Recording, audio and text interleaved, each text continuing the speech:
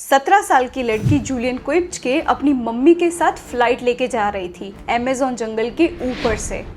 वो अपने पापा के साथ क्रिसमस मनाने के लिए जा रही थी जो उनका दूसरे शहर में वेट कर रहे थे।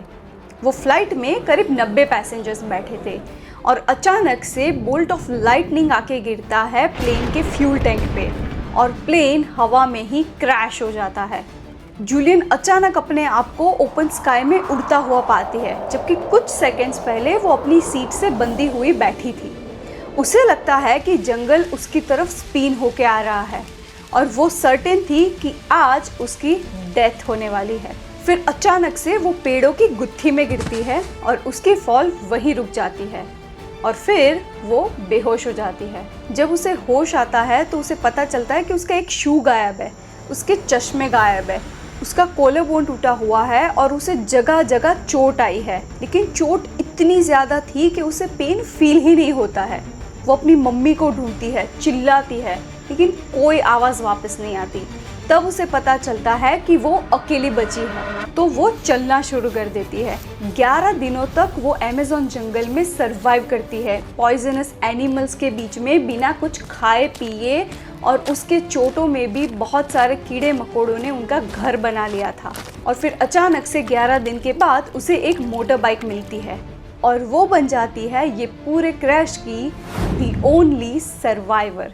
हमने ऐसी बहुत सारी कहानियाँ सुनी हैं जहाँ पे लोगों ने नियर डेथ एक्सपीरियंस किया है, जहाँ पे लोगों ने मौत को इतनी करीबी से देखा है। और ये सारी कहानियाँ हमें इवोल्यूशन को समझाती है कि कैसे ये धरती पे कॉम्प्लेक्स लाइफ फॉर्म्स इवॉल्व हुए, उन्होंने सरवाइव किया, रिप्रोड्यूस किया ताकि वो फ्यूचर जनरेशंस को जीन सरपास कर सके। ये सारे इवोल्यूशन का सिर्फ एक ही पर्पस था, स्टेइंग अलाइव। बस सारी स्पीसीज और हम ह्यूमंस में एक फर्क है कि हमें पता है कि सूनर और लेटर हम डेथ से हारने वाले हैं, हम मरने वाले हैं। चलो मैं तुम लोगों से एक सवाल पूछती हूँ, क्या तुम अपनी मौत के बारे में सोचते हो? नहीं, ये सवाल नहीं है। असली सवाल ये है कि क्या तुम मौत से डरते हो? और इस बात पे हम एक गेम खेलेंगे। तुम्हारा जवाब हाँ या तो ना जो भी हो वो अभी के अभी कमेंट में जाओ और लिखो। और अगर तुम्हारा जवाब हाँ है तो क्यों तुम मौत से डरते हो? क्योंकि कुछ सेकंड्स में तुम्हें रियल रीजन पता चल जाएगा। तो देखना कि क्या तुम्हारा आंसर सही था कि नहीं। और अगर कमेंट में भी नहीं लिखना है तो भी कोई बात नहीं, बस अपना जवाब दिमाग में लॉक करके रखना ताकि तुम अपना जवाब वेरीफाई कर सको। मौत के डर के कई रीजंस हो सकते हैं। हमें लगता है कि हम हमारे लव्ड वंस को पीछे छोड़ देंगे, वो अकेले रह जाएंगे। हमें लगता है कि हमारे इम्पोर्टेंट काम अधूरे रह जाएंगे, हम हमारे गोल्स पूरे नहीं कर पाएंगे। हमें लगता है कि शायद हमारी बॉडी धूल मिट्टी में मिल जाएगी, शायद हमारी बॉडी सड़ जाएगी, या फिर हमें ये डर है कि कोई भगवान ऊपर बाहें फैला के हमारा स्वागत करने के लिए नहीं बैठा। लेकिन रियल रीज़न क्या है पता है? रियल रीज़न ये है कि हमें बस जीना है। क्योंकि अगर फंडामेंटली देखा जाए तो हम ह्यूमन सिर्फ सरवाइव करने के लिए इवॉल्व हुए हैं। क्योंकि अगर सोच के देखो तो हम ह्यूमंस के पास ज़्यादा कुछ सरवाइव करने के लिए है नहीं। जैसे कि हमारी फिजिकल एबिलिटीज भी इतनी ज़्यादा इम्प्रेसिव नहीं है। ना तो हमारे पास नुकीले नाखून है, ना तो हमारे पास चीता, हॉर्सेस और वुल्फ की जैसी स्पीड है, ना तो हम कद में बड़े हैं, और ना तो हमारे पास कुछ एनिमल्स की तरह एक्स्ट्रा ऑर्डिनरी सेंसेस है। लेकिन थैंक्स टू इवोल्यूशन हम ह्यूमंस इंटेलिजेंट बने। और ये evolution of human brain 2 intellectual capacities में डेवलप हुई। पहला a high degree of self awareness और दूसरा the capacity to think in the past, present and future. क्योंकि जहाँ तक हमें पता है सिर्फ हम ह्यूमंस जानते हैं अपनी खुद की एग्जिस्टेंस के बारे में इन पर्टिकुलर टाइम एंड स्पेस। और कहीं ना कहीं ये नॉलेज कि हम एग्जिस्ट करते हैं यही सबसे बड़ा कारण है कि हमें जिंदा रहना है। क्योंकि यही सेल्फ अवेयरनेस हमें एबिलिटी देती है सरवाइव करने के लिए, रिप्रोड्यूस करने के लिए और हमारे जीन्स को फ्यूचर जनरेशंस में पास करने के लिए। लेकिन ये सेल्फ अवेयरनेस का एक दूसरा बहुत बड़ा डार्क साइड भी है। क्योंकि देखो, हमें पता है कि हम अभी जिंदा है और हमें ये भी पता है कि आगे हम कभी जिंदा नहीं रहेंगे। मौत कभी भी आ सकती है जिसे ना तो हम प्रेडिक्ट कर सकते हैं और ना ही कंट्रोल कर सकते हैं। चाहे हम कितने लकी क्यों ना हो कि हम एक कार एक्सीडेंट से बच जाए, हम बीमारी से बच जाए, हम पॉइजन से बच जाए, लेकिन फिर भी हम फॉरएवर नहीं रह सकते।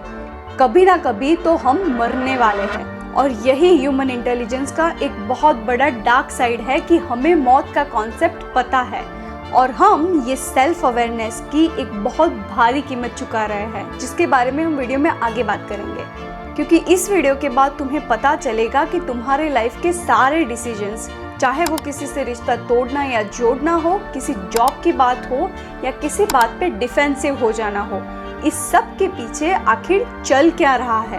और हाँ, ये डेथ साइकोलॉजी का पहला पार्ट है, क्योंकि डेथ साइकोलॉजी बहुत बड़ा टॉपिक है और इसे एक पार्ट में कवर करना पॉसिबल ही नहीं था, तो मैंने इसे 3 पार्ट्स में डिवाइड किया है। तो अगर तुम्हें ये पार्ट्स पसंद आए तो डेफिनेटली बाकी के 2 भी जरूर देखना। और वीडियो में आगे बढ़ने से पहले एक और इम्पॉर्टेंट बात कि ये कोई इंस्टाग्राम साइकोलॉजी फैक्ट नहीं है, इसके ऊपर 500 से भी ज्यादा स्टडीज की गई है और पर्सनली डेथ साइकोलॉजी मेरे लिए एक फैसिनेटिंग टॉपिक है, तो इसीलिए मैंने ये पूरे वीडियोस की स्टडीज इस बुक से की थी, the worm at the core. तो अगर तुम्हें भी ये इंटरेस्टिंग टॉपिक लगे और तुम्हें और डिटेल में जानना हो तो तुम ये बुक पढ़ सकते हो। और ये कोई स्पॉन्सर मैसेज या वीडियो नहीं है, मुझे पर्सनली ये बुक अच्छी लगी इसलिए मैं आप लोगों को रेकमेंड करती हूँ। तो चलो अब वीडियो शुरू करते हैं।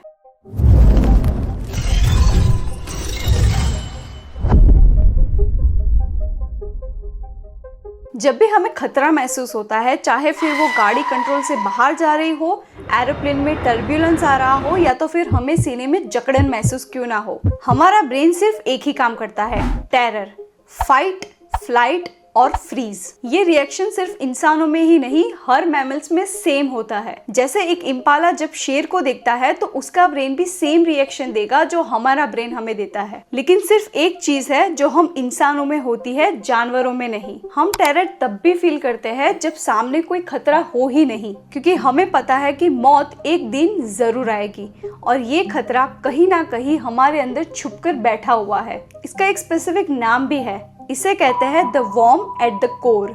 ये आइडिया कोई नया नहीं है, हजारों सालों से फिलोसोफर्स और रिलीजियंस इसके बारे में बात करते आ रहे हैं, लेकिन साइंटिफिक साइकोलॉजी ने कभी इसे सीरियसली टेस्ट ही नहीं किया था, क्योंकि उन्हें लगा कि इतनी बड़ी अनकॉन्शियस चीज लैब में कभी प्रूव ही नहीं हो सकती। लेकिन 1987 में कुछ रिसर्चर्स ने ये डिसाइड किया कि वो इसे टेस्ट करके दिखाएंगे, और जो उन्होंने ढूंढा उसे पूरी साइकोलॉजी की दुनिया को हिला के रख दिया। उन्होंने पाया कि हम इंसान बिना जाने इस डर से बचने के लिए 2 शील्ड्स बना लेते हैं। पहला शील्ड है हमारा बिलीफ सिस्टम, हमारा कल्चर, हमारे धर्म, हमारी सोसाइटी और हमारी वैल्यूज जो हमें दुनिया के बारे में सही लगती है, क्योंकि ये सारी चीजें हमें एक ऑर्डर देती है, एक मीनिंग देती है और एक प्रॉमिस देती है कि किसी ना किसी तरीके से हम यहाँ पे परमानेंट है।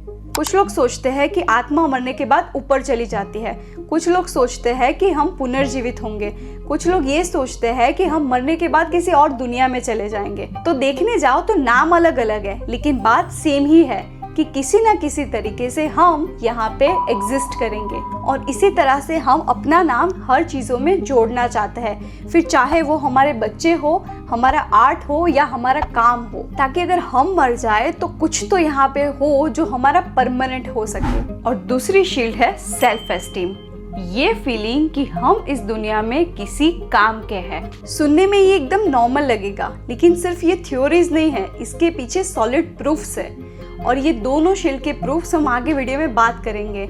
और जब तुम पहला प्रूफ सुनोगे ना तो तुम्हें यकीन नहीं होगा कि ये एक्चुअली में हम करते हैं।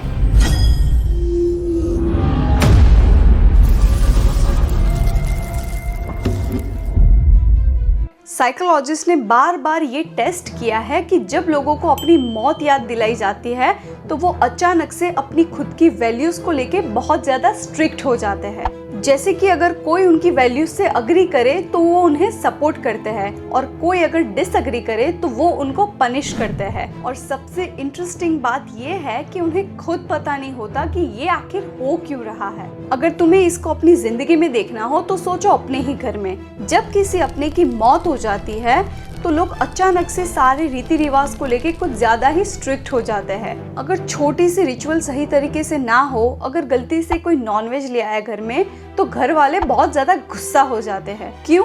क्योंकि मौत जितनी पास होती है हम अपनी वैल्यूज को उतनी ही जोर से जकड़ते हैं। और ये सिर्फ घर तक सीमित नहीं है।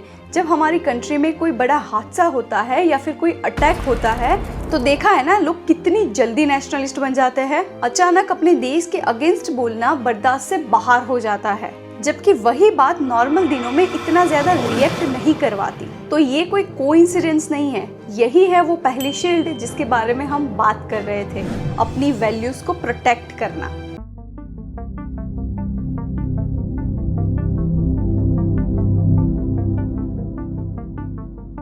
अब दूसरी शील्ड के बारे में बात करते हैं, सेल्फ एस्टीम। लेकिन इसके बारे में बात करने से पहले एक चीज जान लेते हैं कि सेल्फ एस्टीम आखिर है क्या। सेल्फ एस्टीम का असली मतलब ये नहीं है कि हमें अंदर से अच्छा लगे। सेल्फ एस्टीम का रियल मतलब ये है कि हम इस मीनिंगफुल दुनिया में एक वैल्यूएबल इंसान बन सके। और ये फीलिंग अंदर से नहीं आती, ये फीलिंग तुम्हारे कल्चर के दिए हुए रोल्स और वैल्यूज से आती है। हमारे इंडिया में ये बहुत कॉमन है कि किसी के मार्क्स अच्छे हैं तो उसकी वैल्यू है, किसी की जॉब अच्छी है, किसी की गाड़ी अच्छी है, किसी का बड़ा घर है, किसी की शादी अच्छी चल रही है। ये सारे सेल्फ एस्टीम मेजर करने के पैरामीटर्स बन गए हैं। और अगर तुम इनमें से किसी में भी पीछे रह जाओ, चाहे वो इम्पोर्टेंट हो या ना हो, तो तुम्हें अंदर ही अंदर बहुत छोटा महसूस होने लगेगा। और ये सिर्फ एक फीलिंग नहीं है, रिसर्चर्स ने देखा कि अगर किसी का सेल्फ एस्टीम बूस्ट किया जाता है, चाहे फिर वो झूठी तारीफ से ही क्यों ना हो, तो उनका स्ट्रेस थोड़ा सा कम हो जाता है। बिल्कुल वैसे ही जैसे एग्जाम हॉल में जाने से पहले अगर कोई तुम्हें ये बोले कि तुम तो टॉपर हो, तुम तो पक्का पास हो जाओगे, तो तुम्हारा ब्रेन अचानक से रिलैक्स हो जाता है, चाहे कुछ बदले या ना बदले। या फिर इंटरव्यू और स्टेज पे जाने से पहले अगर कोई तुम्हें ये बोल देगा कि तुम परफेक्ट हो, तुम कर लोगे, तो तुम्हारा नर्वसनेस एकदम से कम हो जाता है। क्योंकि वो सिर्फ मोटिवेशन नहीं है, वो लिटरली तुम्हारे बॉडी के स्ट्रेस रिस्पॉन्सेस को कम करता है। और जब यही सेल्फ एस्टीम स्ट्रांग होती है तब हम हमारे वैल्यूज पे होने वाले अटैक्स को इतना पर्सनली नहीं लेते। तो देखने जाओ तो अगर तुम्हारी दूसरी शील्ड स्ट्रांग है तो वो तुम्हारी पहली शील्ड को भी प्रोटेक्ट करती है। तो ये दोनों शील्ड्स एक ही बात बोलते हैं, फिर चाहे वो रीति रिवाज हो या मार्क्स और जॉब्स की कंपैरिजन हो, कि हम जो भी करते हैं अपनी वैल्यूज को डिफेंड करना हो या फिर अपना कॉन्फिडेंस दिखाना हो, इस सब के पीछे एक ही चीज चलती है। और जो मैंने तुम्हें वीडियो के स्टार्टिंग में बोला था कि तुम जो भी डिसीजंस लेते हो, किसी से रिश्ता तोड़ना या जोड़ना, जॉब की बात हो या फिर अपने वैल्यूज को डिफेंड करना हो, तो इन सब के पीछे तुम्हारा खुद का हिस्सा कितना था और कितना हिस्सा वो चुपचाप बैठे हुए डर का था जिसको तुम कभी देख ही नहीं पाए। तो मुझे कमेंट में बताना कि जो रीजन तुमने पहले लिखा था क्या वो सच था कि नहीं। लेकिन एक सवाल अभी भी बाकी है कि ये दो शील्ड्स अचानक से तो नहीं बनी, क्योंकि इंसानों ने हजारों सालों में धीरे धीरे अपने मौत के डर को चीट करने के लिए बहुत कुछ बनाया है। रिलीजियंस बनाए, रिचुअल्स बनाए, दौलत बनाई, उन्होंने बच्चे पैदा किए, अपना नाम अमर करने के लिए उन्होंने कलाएं बनाई। तो पार्ट 2 में एग्जैक्टली हम ये सारे चीट कोड्स के बारे में डिटेल में बात करेंगे। मैं हूँ भावी और हम मिलेंगे अगले वीडियो में। तब तक के लिए स्टे अलाइव।